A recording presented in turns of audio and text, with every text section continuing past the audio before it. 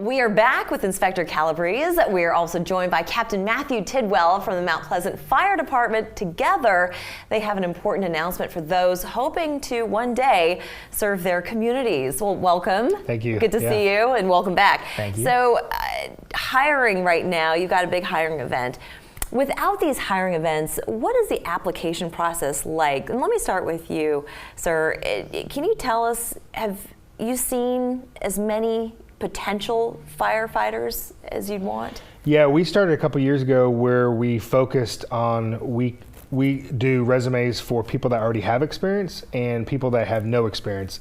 And so we're just looking for the best people. And we've been doing that for the last couple of years, which works out really well because then we can pull from either side of that application process. Yeah, and how about for you?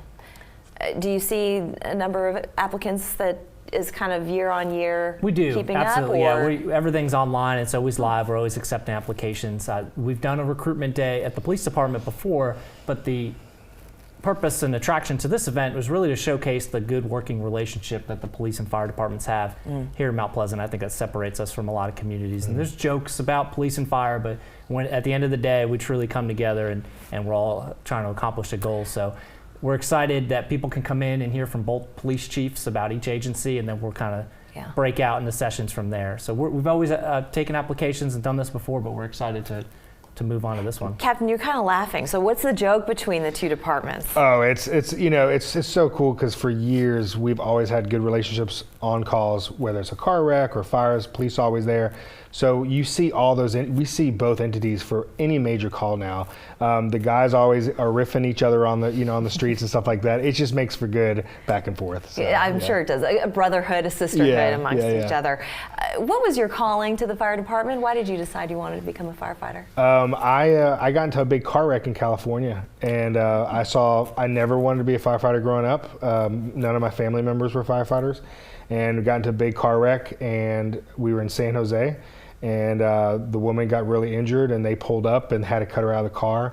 And they were cool, calm, and collective, and I just thought it was amazing. So I started looking into it after that. That's wonderful. Yeah. And how about for you? I always wanted to help people. When I was in high school, I joined the Police Explorer program and started doing ride-alongs, and really was attracted to the idea of you come in for your shift and you come out of the driveway of the police department, you go left, go right, and you don't know where you're going to go for the next 10 hours. And for me, police officers have the ability to influence people at any given moment, so that kind of keeps me at my best, because you're driving down the road one day and something comes up, and it could be a life or death situation or something that is going to be the worst day of somebody's life, and I feel that my position, I can make that a little bit better or have a good impact on that person. So. And this is a question for both of you. Do you ever feel fear for yourself? I mean, there's inherent dangers for both, incredibly so. So for you, Inspector, do you have a fear every time you go out there? No, we're out there, we're well trained. I mean, the process is, we go to the police academy for a long time. We have a very good field training program, and it's like anything else, I'm sure, with fire department. You train for these situations, and you have to stay cool, calm, and collected. And when you're focused on the end result of the call or the situation, then it kind of keeps you focused on there. Yeah. And whether it's an accident or you're running into a building full of flames, do you ever get scared, or is there? I mean, we talk about it when we get back to the firehouse, of kind of went around and kind of dissect the call. But when we're in the call, it's the same thing. Everything falls back on the training, so you really just don't have time to think about that. You know what that person's next move is going to be. You know what your next move is going to be, and it just makes it go really easy. That's wonderful. Yeah. That's great. What do you look for in potential police officers? We're looking for people who are dedicated to the community. Part of our mission statement is to enhance the wellness of the community by working in partnership with citizens, and that's what it's all about. That's what our events are about and our officers are about. So we want someone that's going to come to our agency, to our town, and be part of the community and work to make it a little bit better. Captain, how about for you? Mostly just a mustache. No. You do have the obligatory fireman's mustache, I must say. It's on point. So we're just looking for really good people.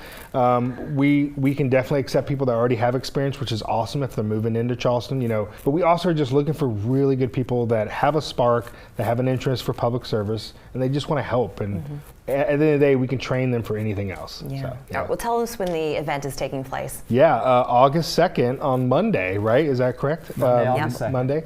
So we're real excited. He asked if we wanted to be a part of it for the first time.